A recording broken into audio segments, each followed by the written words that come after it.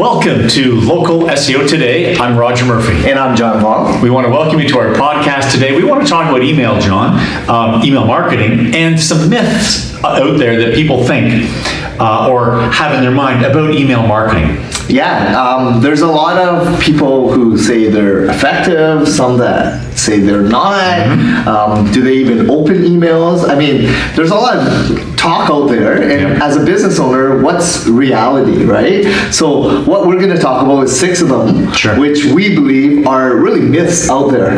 The first one we're going to talk about is email marketing is dead.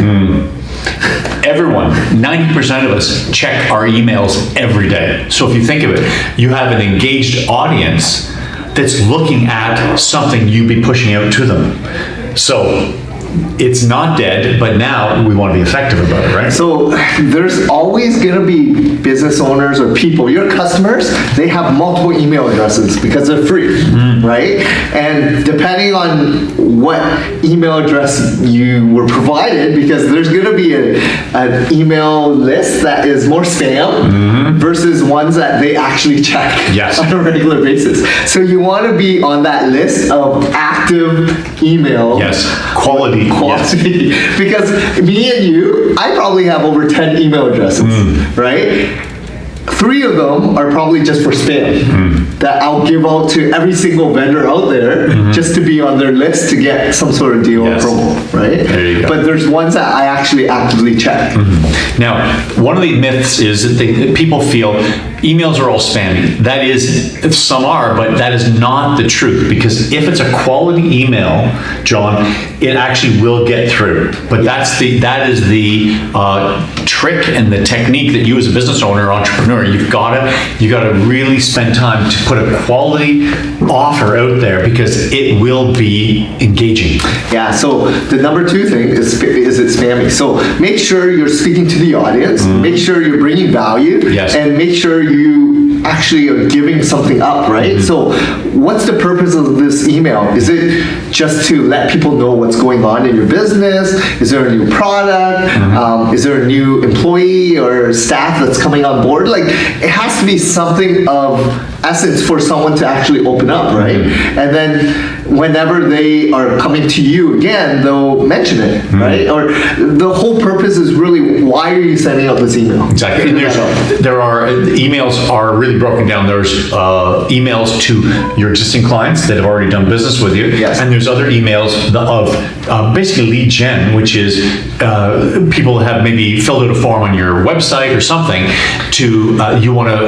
they're inquiring about some information. Exactly. So, you're going to write content or images based on who your audience is, right? Active clients versus prospects, I would say. Exactly. Right? So number 3 is unsubscribing that list is a bad thing. So is it bad if people are unsubscribing your email?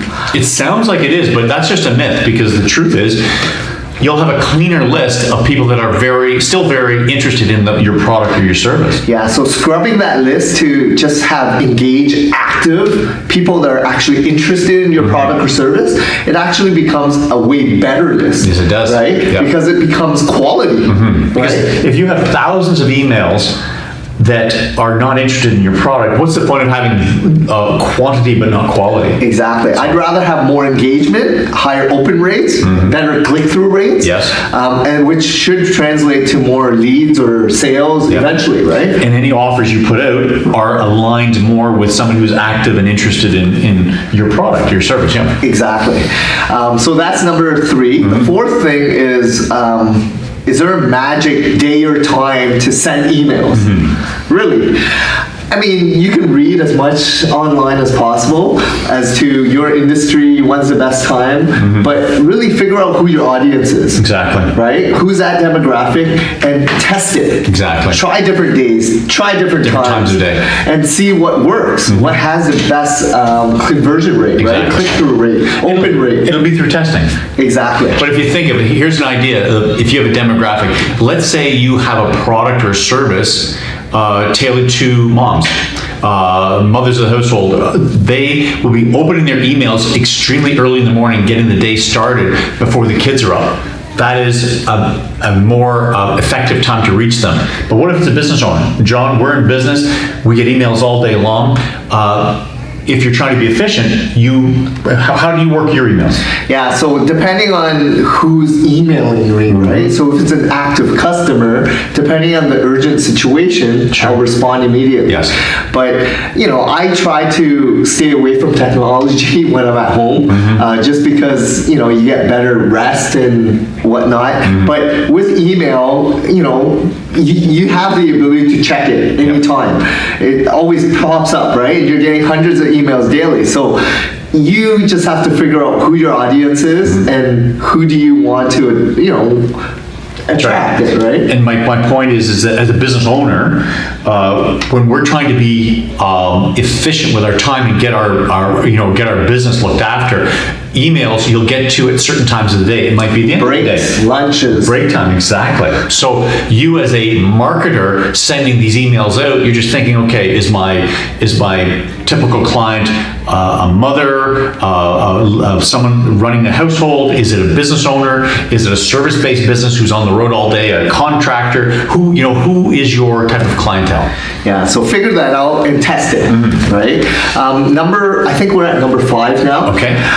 So is long subject lines a negative thing? Sounds like it is, but it's a myth. It is a myth. Yeah. So as long as you're making it as generic or as natural as possible, and you're speaking to the audience and making it insightful, so something that's actually a benefit or value or something, it actually has a better impact for your business.